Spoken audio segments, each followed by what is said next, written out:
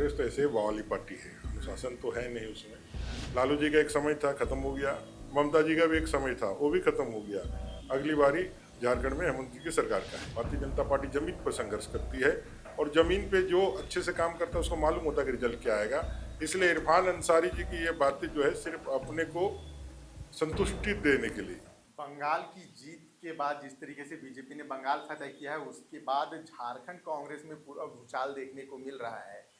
Party के मंत्री हैं, वरिष्ठ मंत्री, वो लगातार अपने संगठन पे जिस तरीके से सवाल खड़े कर रहे हैं। आप बंगाल गए, आपने भी जिन 7 सीटों पर प्रचार किया वहाँ आपको भारी जीत मिली, उसके बाद कांग्रेस में एक बड़ा बवाल देखा जा रहा है। तो क्या लग रहा है, बंगाल की जीत से कांग्रेस की नींव हिल गई है?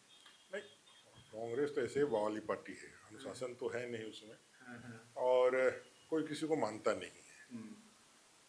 क्योंकि कांग्रेस स्थापना काल से जिस उद्देश्यों के साथ हुआ था उसी को जो आप कैरी करके आगे ले गए। बाद में लोकतंत्र में राजतंत्र को आपने बड़े अच्छे तरीके से स्थापित कर दिया, फिर परिवारवाद वंशवाद को आगे बढ़ाया। तो यहाँ कोई नीति सिद्धांत के साथ कांग्रेस से तो जुड़ता नहीं है। कांग्रेस से जुड़ने का एकमात्र कारण होता है कि हम अपना उत्थान कैसे करें, हम ज़्यादा से ज़्यादा पद और पदवी लेकर के झारखंड को, देश को कैसे लूटे।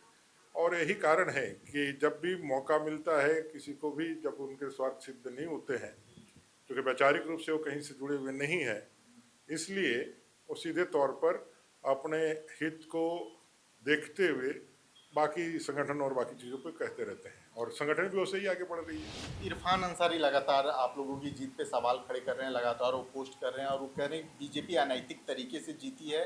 कांग्रेस बीजेपी के नेताओं को पहले से पता था कि 200 से प्लस सीटें ये कैसे हो सकी है। जो पार्टी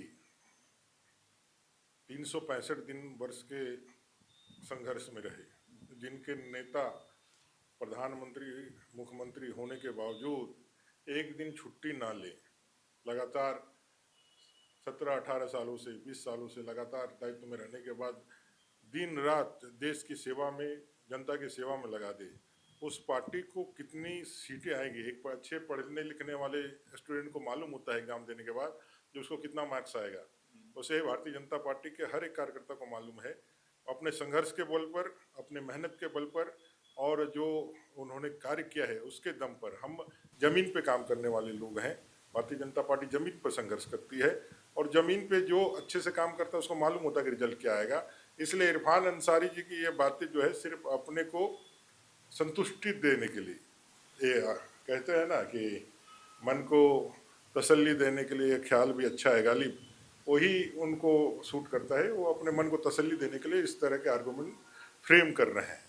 बाबूलाल मरांडी जी की गाड़ी कल खराब हुई, उसको लेकर भी कई तरह के सवाल उठ रहे हैं कि क्या झारखंड की सियासत अब इतनी गिर गई है कि एक इतने वरिष्ठ नेता की सुरक्षा को कॉम्प्रोमाइज किया जा रहा है। वो सभी से कंप्रोमाइज है उनको, बस हेमंत जी को अपने परिवार और अपने लोगों से ज़्यादा किसी की चिंता है नहीं, इसलिए सुरक्षा कंप्रोमाइज है।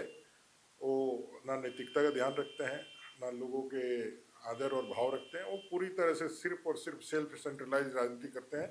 लेकिन उनको भी समझना चाहिए, ये वंशवादी जो राजनीति है उसका एक सर्टेन उम्र होता है। लालू जी का एक समय था, खत्म हो गया। ममता जी का भी एक समय था, वो भी खत्म हो गया। अगली बारी झारखंड में हेमंत जी की सरकार का है।